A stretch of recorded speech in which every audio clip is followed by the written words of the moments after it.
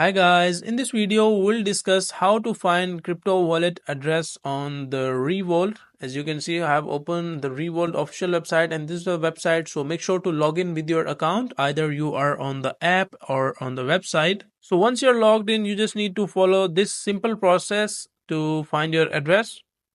Just go to the crypto section on the bottom menu, and once you reach there, click on receive. So once you click on receive, select the desired cryptocurrency. It means that select the coin that you want to receive, or like you want to select USDT or like Bitcoin or whatever your coin or currency is. So once you select the desired cryptocurrency, check deposit address carefully. Always use the address displayed in receive crypto. So make sure to choose this address in this section, received crypto, and do not use any random address or like any address given by another person to receive the crypto, as this might cause to lose your currency. So that is a simple and easy process of how you can find the crypto deposit address for this Revolt. So that is how easy you can do the transactions and deposits and transfer.